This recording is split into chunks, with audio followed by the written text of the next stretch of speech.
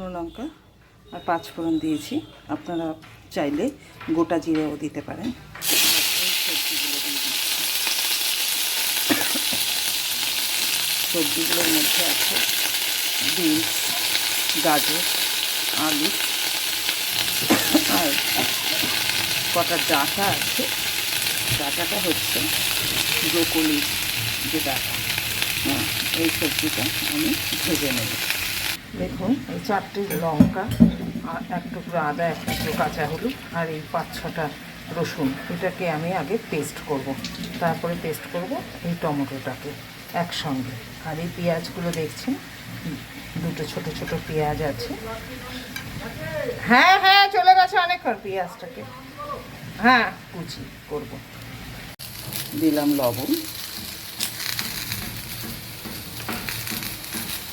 ভাজার জন্য দিলাম সামান্য হলুদ। দেখুন ভাজাটা মোটামুটি হয়ে গেছে। এবার ভাজাটা এইটা তুলে ফেলবো।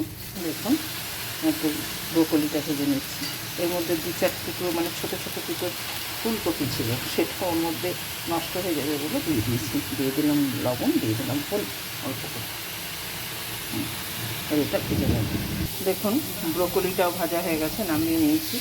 এবার পেঁয়াজ কুচিয়ে পেঁয়াজটা ভেজে নিচ্ছি। আপনারা মনে রাখবেন পেঁয়াজ যখনই ভাজবেন সামান্য একটু লবণ দিয়ে দেবেন। এই লবণটা তরকারিটা দরকার একটু কম দেবেন। এই লবণটা খুব তাড়াতাড়ি পেঁয়াজটাকে ভাজতে সাহায্য করবে। এবার পেঁয়াজটা ভেজে নিচ্ছি। পেঁয়াজ ভাজা হয়ে গেল। এইবার দিয়ে দিলাম রসুন আর হলুদের টুকরো একটা ঘষে রেখেছিলাম আর 7-8 কোয়া রসুন। মা ওষুধ খাও, মা খেয়েছ? ওষুধ খাও 11টা বাজে, তাড়াতাড়ি খাও।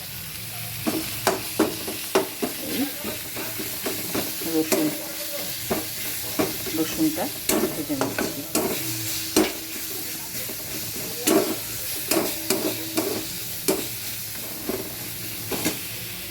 দিয়ে দেবো টমেটো, যেটা ঘষে রেখেছিলাম একটা গোটা, দিয়ে দিলাম জিরের গুঁড়ো, দিয়ে দিলাম ধনের গুঁড়ো। আপনার আমি সাধারণত গুড়ের বাতাসা দিয়ে রান্না করি, আজকে নেই বলে একটু চিনি দিলাম। চিনিটা আমি আনিই না ঘরে, আজকে মিস্ত্রি কাজ করছে বলে একটু চিনি আছে। বাতাসাটাও ফুরিয়ে গেছে তাই দিয়ে দিলাম।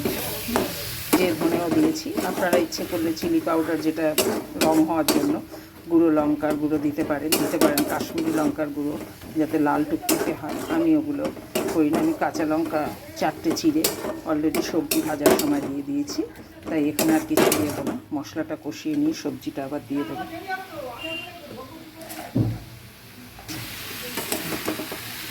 সবজিটা হয়ে যাচ্ছে। ভাজার সময় লঙ্কা দিয়েছি বললাম না, ওই যে 4টে লঙ্কা দিয়েছি। ভালো করে ভেজে জল দিয়ে দেবো। এইভাবেই আমি আজকে তরকারিটা রান্না করব। দিয়ে দিলাম ধনে পাতা। হয়ে গেল আমার তরকারি। এবার আমি এটা নামিয়ে নেব।